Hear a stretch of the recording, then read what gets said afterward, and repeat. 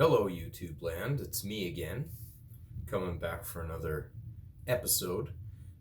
Today's topic, I don't know if this is going to turn out too well on the camera, but it is lit up a little bit of red in here. My topic for today is going to be The Amazing Spider-Man. In my opinion, one of the greatest superheroes of all time. Definitely in my top 5, if not my absolute favorite. One of the greats. Oh yes. So I'm going to touch on The Amazing Spider-Man in film. On the big screen, actually even on the small screen. Tell you what my preferences are and why. What they did right, what they did wrong, what they can change, how I would fix it, and just some general information for fun. So thanks for joining me today. Remember, if you're liking these videos, like, subscribe, follow me on YouTube. I will be sharing these videos. The more positive feedback that I get, the more posts I will be making. I'm trying to make sure that I'm posting a video a day or every second day at least. So we've got some new content coming up here all the time. It's an exciting thing for me. I really find that I'm enjoying this quite a bit, doing these podcasts. Hopefully everybody out there is enjoying my content as well, kind of jumping around all over the place. So, The Amazing Spider-Man, one of my all-time favorite superheroes. Peter Parker is great. They have put Spider-Man as different people before, but guaranteed, hands down, the one that takes the cake, the true king of Marvel, Peter Parker. The Amazing Spider-Man. Spectacular Spider-Man. He goes by many names. One of Stan Lee's favorite creations. He personally had a special place for Spider-Man, and I think that that is a proper thing. Spider-Man is a emotionally and intellectually complex character. There's a lot of levels to him. They really gave the character depth, and that's what I always appreciated about it. The Amazing Spider-Man and a lot of the other comic books, I do have a very, very large collection of Spider-Man comics because he is my absolute favorite. And I do have coffee today. Oh yes. So Spider-Man, the way that they've represented him on the big screen and the small screen, I'm just going to touch on the big ones for the most part. We do have Tobey Maguire as Spider-Man Peter Parker in the Sam Raimi trilogy of films. That was a little bit of a mixed result.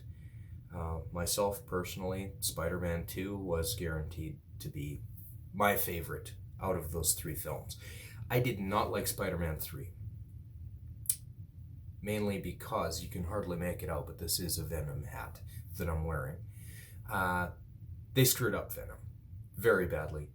I took it personally. Sandman is not really one of my favorite villains. He's interesting, but they had Mysterio that they could have used back then when they did that. I wanted to see Mysterio or the Scorpion. Would have been cool. But instead they picked Sandman and Venom, and it was a terrible film. The original Spider-Man, Sam Raimi Spider-Man with Tobey Maguire, I liked it. They changed the Green Goblin quite a bit. They made him less comic booky and more realistic, which was what they were trying to do with that trilogy, which I completely understand.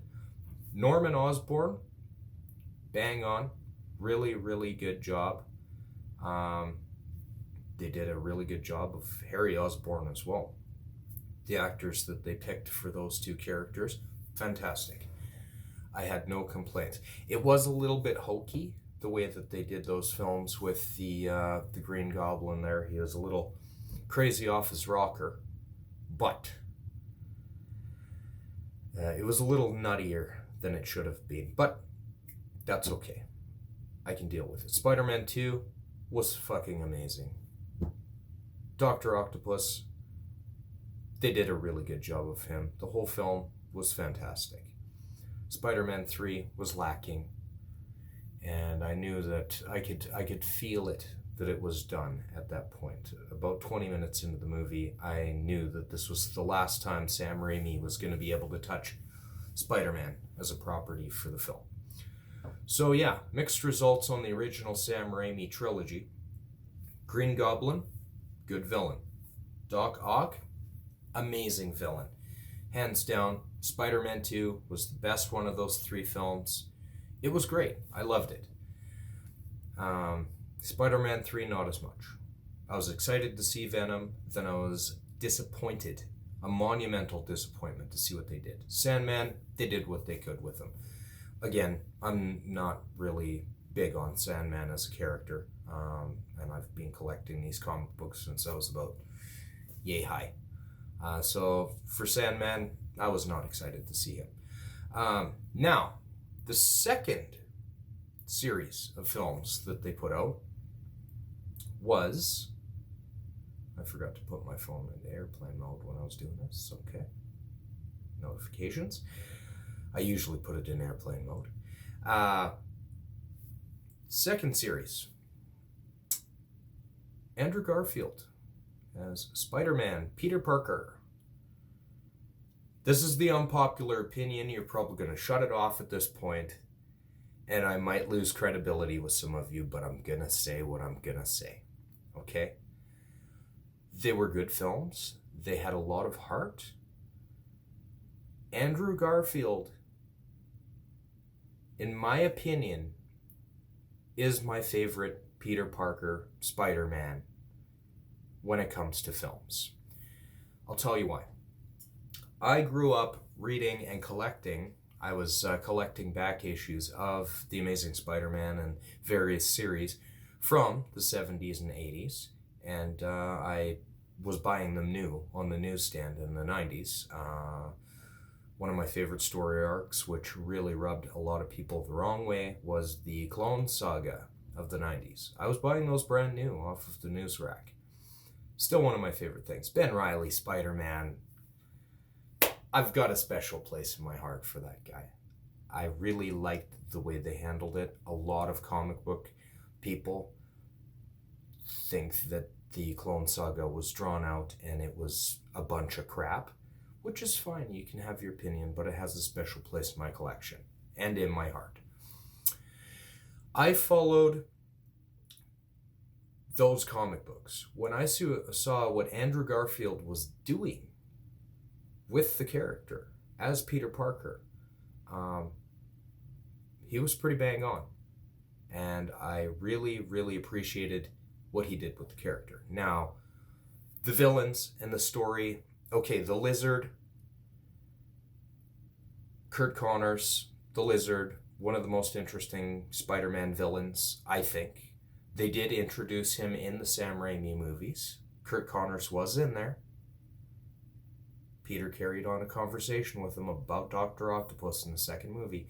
He even had his arm was gone. Because if anybody knows about the Lizard, that's how he does it. He tries to regenerate his lost limb through a serum that he makes, and he becomes a huge fucking lizard. It's Dr. Jekyll and Mr. Hyde, only with a scientist and a lizard instead of Mr. Hyde. It's a pretty good concept. I've always appreciated it. I think it's great. They did use him in the first film. I did like it. I really, really liked The Amazing Spider-Man because of that. I had a lot of nitpicks and a lot of issues. They totally mishandled and misrepresented Norman Osborn. The Green Goblin was a huge missed opportunity. They didn't have to give him a huge bunch of screen time, but they didn't do him correctly, in my opinion. They also didn't do Harry properly, in my opinion. The Peter Parker part of the story is always the most important.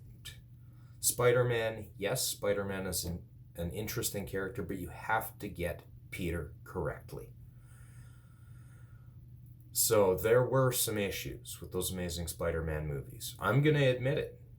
I'm the first one to admit it. I will nitpick. I did not like the Rhino with the robot costume thing. I think that was stupid. Again, the Green Goblin, it was cool. They tried to make it somewhat realistic. I had an issue with that. Electro, don't get me started on Electro. But Peter Parker, they did Peter Parker perfectly, in my opinion. The way that it works in the comic books, and I am a purist, I go with the original stuff that I read as a child growing up. When I'm dealing with Marvel Comics material adapted to film, I'm critical of the very, very fine details. With the Sam Raimi trilogy, there was no Gwen Stacy whatsoever. I was pissed.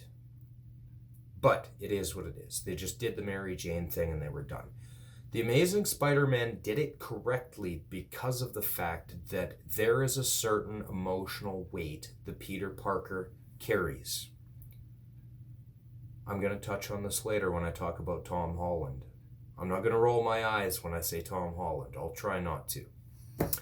There is a substantial emotional weight that kind of hangs with Peter. And he has to carry that all the time. Part of the reason why he's like that is because of the Uncle Ben issue, who taught him with great power comes great responsibility, which is the backbone of the whole thing with Spider-Man. But also the reinforcement of the thing that actually kind of messed him up a little bit was Gwen Stacy. The death of Gwen Stacy. It was in the Amazing Spider-Man comic books. And the way that it worked was Green Goblin decided to toss her down, and good old Peter decides to do his thing, his Spider-Man thing, and catch her. Always the man to try and save everybody. Unfortunately, when he did it with the web and caught her, pulled her up, the Force snapped her neck and killed her. Same thing happened in the Amazing Spider-Man films. That was a very, very strong emotional moment that they got right. They got it 100% right. It was pretty tragic. In the comic books, it was pretty tragic. That followed him. It still follows him. And that's part of what the character makeup currently. It's an important thing. It's a very important thing in not really the origin, but the building of the character and the world that character is in that can't be skipped over. It's very important. So, Amazing Spider-Man, Andrew Garfield, fantastic. The villains, the story, great. They did a great Peter Parker. And Spider-Man was good. They did Spider-Man correctly. If you go back, watch The Amazing Spider-Man. When there's the carjacker, and the guy gets in the car and he pops up behind him and he's talking shit, and he's got that one guy and he's shooting, and he's talking shit, and then the cop comes and he's beaking at the cop, and then they go back and forth and does his thing. That's Spider-Man. That is correct. That's the way that's supposed to go. So, Sam Raimi, first two films, okay. Second one in particular was great. Amazing Spider-Man, it had issues, but in my opinion, out of the 3 film series that they have, live action, that was probably my favorite representation. If you can get Peter Parker right, Peter Parker is Spider-Man. The whole thing with Spider-Man is, it's the Peter Parker story. Peter Parker has problems. That's why he is such a cornerstone of comic book history. Because of the fact that he is the any-man. He is the nerd that gets picked on. He's the guy that's scraping to pay for his rent. He is juggling all these things constantly. He's got a huge emotional weight and all these things. That's the important thing about Spider-Man. Peter Parker is the Spider-Man story. That's how it goes. Spider-Man is just window dressing. Very nice window dressing when you get it right. Okay, now on to the painful part, and some people might not like me for this. The MCU. Tom Holland, I fucking hate him as Spider-Man, okay? The MCU. In the comic books, Peter Parker gets bitten by a radioactive spider. He is a very, very intelligent person, a genius. He synthesizes his own webbing, he makes his costume, he does all this stuff himself. So you're telling me with the MCU, you're just going to insult his intelligence and he's just gifted all this crap from Iron Man. Bullshit. That is just kicking mud in the face of Stan Lee, in my opinion. Peter Parker is an exceptional human being before he gets bitten by the spider. Highly intelligent, very, very resourceful. Iron Man just hands him the shit. Here you go, now you're Spider-Man. He's Iron Man's sidekick. No. Tom Holland, terrible job. Okay? The Vulture, they didn't do a bad job with the Vulture, I'll give them that. Mysterio, one of my favorite Spider-Man villains, they did a good job of Mysterio with what they could do with it. I watched that movie a while ago. I was disappointed. I was disappointed in both of those movies. They completely fucked up Spider-Man, in my opinion. That's all I'm going to say about that. I don't like the MCU Spider-Man. It's an insult to the legacy, the character. I do not like it. Into the Spider-Verse. Animated film. Fantastic. If you have not seen it yet, it is lovely. Watch it with your kids. It's great. I can recommend it. I've got less than 4 minutes of this video left. I was going to cap it at 20 minutes, so I have to do the abridged version for the rest. Into the Spider-Verse. Great movie. Check it out. It is great. Best looking Spider-Man film I've seen to date. It was amazing. My eyes were popping out of my head. It was fantastic. It had a lot of heart. It was funny. It was animated beautifully. The soundtrack was great. It had a few issues, but you know what? It's a multiverse movie, so it's there, but it's not there. It's also an animated film, so it doesn't really fit in with the other live action. In closing, though, I am going to tell you the most comic book accurate representation of Spider-Man on the screen. The 90s Spider-Man animated series. Check it out. If you want to get into this and you want to check out, see what the nuts and bolts are of Spider-Man, how he ticks and how it works, check out the 90s Spider-Man animated series that aired on Fox. It was great. Comic book accurate. They ripped those stories right from the comic books, the same way that the X-Men animated series of the 90s did it. Do yourself a favor. I believe it's on Disney Plus. Go binge watch that. You'll love it. That is, bar none, the most comic book accurate representation of Spider-Man on film. And it's good. And the old 60s TV series. I wasn't going to talk about it, but come on. It's fun. It's not necessarily that good anymore, but it's fun. It's fucking fun. Check it out. You might have a laugh because the animation was pretty crappy. But that's it. So I'm going to cap this video at 20 minutes, so I have about a minute to sum it up. Check it out. All of these movies that I was talking about, go through, have a watch. Start with the Sam Raimi films. Go with the Amazing 2 films. Then try your MCU stuff. Woo. But then check out that 90s Spider-Man animated series. It's great. It's definitely worth a watch. You can get it on streaming services. I'm sure Disney Plus has it. I'm sure I saw it. And it is fucking fantastic. I am recommending it highly.